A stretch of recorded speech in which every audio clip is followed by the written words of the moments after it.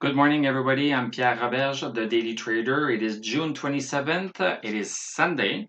What is going on? I am doing a video on Sunday.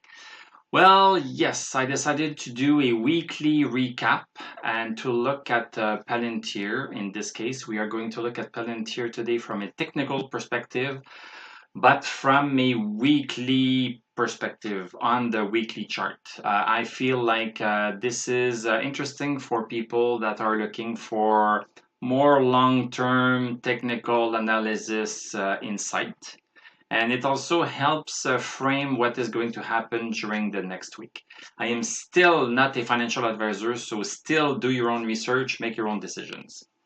So, as you know, because you are watching all of my videos, Palantir closed at 26.78 on Friday, up 25 cents, up 0.94%. So this is what this looks like on a weekly perspective. So in this perspective, one candle, one bar is equal to 1 week of trading, and this gives a cleaner perspective, a longer term perspective as to what the chart is doing. But we can still apply the same indicators and pretty much the same support and resistance lines. We don't need as much support and resistance lines as in the daily chart because there are less bars on the chart here. But basically, this is what it looks like. So since the week of May 10th, we have been going up constantly. Look at this. Green, green, green, green, green, green, green. So a lot of green candles in this weekly chart. We are still basically touching this 27 resistance, just as in the daily chart. We have this $27 resistance that we need to get over from, and we are still in this. Maybe I should change the color of this. So this should be green. So basically, we still are in the same channel as in the daily chart. What is different, what is a bit more different are the indicators. So right now, I have a red thumbs down because the stochastic is not yet at 50. We like the stochastic to be at 50 to indicate that there is some strength in the stock. So the stochastic is at 43.88, so it's coming there. Both lines of the MACD, and yes, I should do at least one green thumb. One green thumb because both lines of the MACD are positive. So when both lines of the MACD are above zero, that's a green thumb. And also there's another green thumb when the two lines crossed over bullish. So right now, the two lines have not crossed over bullish. So we have the blue line at 0.92 and the orange line at 0.99.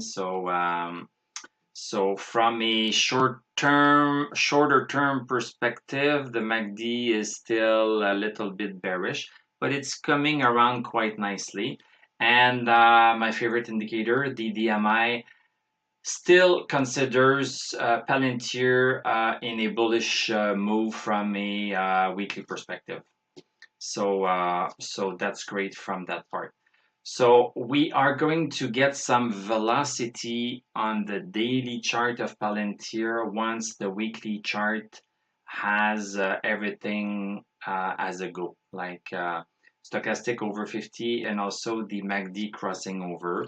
So this will show from a weekly perspective that it's all a go, and eventually, this will confirm the move that are happening in the daily chart, because a daily chart might go like this and the weekly chart will zoom out of the movement and only indicate the biggest significant movement. So if we go super high on the daily chart and we don't register much in the weekly chart, that can mean that the daily movement is not just going to stay and it's just a little blimp. So in an ideal world, we would like both charts to be in sync. The weekly chart to have all of the bullish indicators and the trend lines, and also the daily chart, all of the bullish indicators and the trend line. And when we have both, then there's more probability that the move that we are seeing in the stock is a longer term or a mid to long term move. So and we love those mid to long term moves because it's easier to trade. We don't have to get in, get out as often. Like what happened for Tesla since I would say May 2020. We had a big drop in Tesla, and then Tesla recovered and then went up for close to a year. So when we can catch such move by looking at the weekly chart, then we can ride for a longer time than we can ride on the daily chart. So I find that looking at both is really interesting. So this is why I am doing this. So hopefully next week, at the end of next week, when I do another such weekly recap video for Palantir, we are going to also get a nice green candle crossing the 27 resistance, and that will bring our stochastic probably above 50. So this is going to be great, and MACD will also cross over, and I think this will indicate that Palantir is really going up for the mid to long term and not just for the short term. So I hope you enjoyed these new videos. Tell me if you like them in the comment section below. Thank you for liking, subscribing, Patreoning, Discording, and trading viewing.